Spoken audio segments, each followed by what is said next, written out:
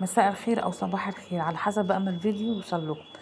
عايزه ارحب طبعا بكل المشتركين معايا، منوريني دايما يا رب كده على طول. عايزه بقى ابتدي في الفيديو، مش عايزه اطول عليكم.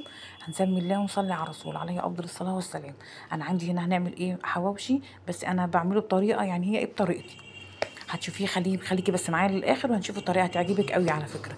انا معايا بقى كيلو لحمه مفروم او على حسب الكميه اللي انت عايزاها، بس انا عن نفسي انا عملت ايه كيلو مفروم. اللحمه دي بلدي، جبت عليها انا كنت مقشره 4 بصلات، بس انا حطيت 3 برضو. ليه؟ لان انا ما بحبش البصل كتير في اللحمه.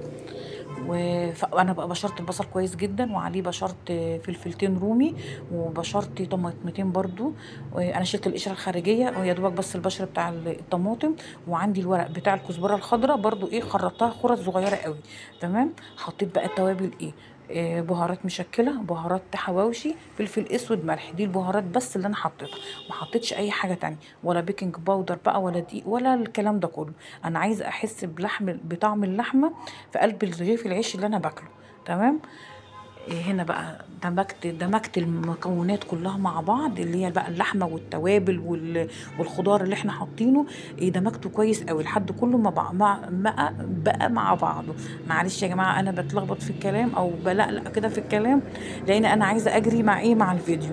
هنا بقى هبتدي بقى ان انا اكور اللحمه اللي معايا على قد رغيف العيش بالظبط. وما شاء الله ما شاء الله زي ما انت شايفه راميه معايا كتير بدون اي اضافات. يعني فقط اللحمه والبصل والطماطم والفلفل وبس كده، ما حطيتش اي حاجه تانية.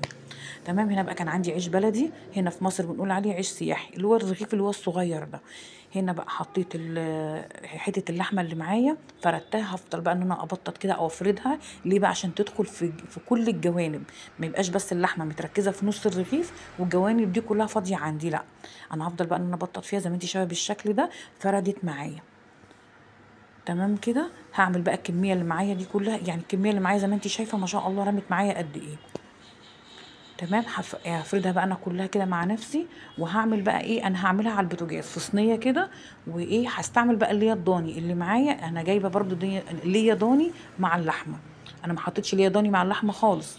لا، هي اللحمه دي كده صافي، يعني هي ممكن تكون ملبسه شويه لحد ما يعني حلوه، اللي ما لازم تدينا عشان ايه، لازم تدينا طعم طعم حلو برضو. لازم تكون يعني فيها في نسبه دسم في اللحمه. هنا بقى انا قطعت اللي هي الضاني، حطيتها في قلب صينيه، حطيتها على البوتاجاز بحيث بس انها تسيح شويه معايا. عشان انا مش هحط زيت ولا هحط اي حاجه تانية غير اللي هي بس. وجربي الطريقه ديت، هتديك طعم تحفه جدا وريحه ولا اروع. بجد حقيقي يعني. انا حطيت بقى هنا العيش، انا حبيت ان انا اعمله معاكم على البوتاجاز من فوق. ما عملتوش يعني في الفرن، لان انا قلت اشارككم يعني تشوفوا انا بعمله ازاي وكده. يعني الطريقه دي هتعجبك قوي يعني. هنا بقى كنت انا حطيت السندوتشات او رغيفة العيش في الصينيه على البوتاجاز زي ما انت شايفه. بصي الشكل عامل ازاي، والله ولا زيت ولا اي حاجه خالص، يا دوبك بس اللي على فكره يا جماعه اللي دي صحيه جدا جدا وخفيفه قوي قوي. لو وصلتي لحد هنا معايا وما حطيتيش الاشتراك، انزلي حطي الاشتراك لو الصفحه بتاعتي عجبتك. ولو ما حطيتيش اللايك بتاعك، انزلي حطي اللايك بتاعك، هتنوريني طبعا. هنا بقى كنت انا شايله 3 رغيفه لولادي الصغيرين عشان اعمل لهم ايه بجبنه موزاريلا.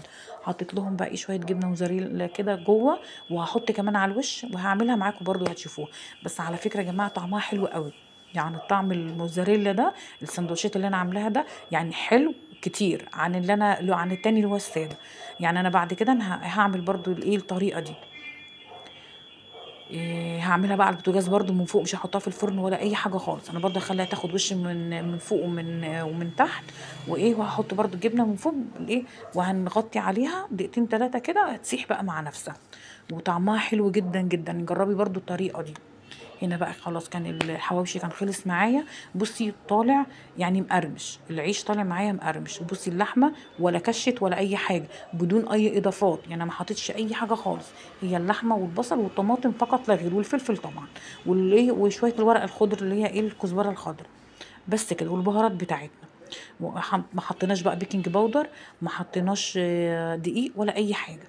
هنا بقى شويه بقى الخضره بقى او الخضار معانا بتاع السلطه، ورضا قوي كده والحمد لله. وعايزه افكرك برضو لو انت ما وصلتي لحد هنا ما حطيتيش الاشتراك انزلي اشتركي، ما حطيتيش اللايك انزلي حطي اللايك.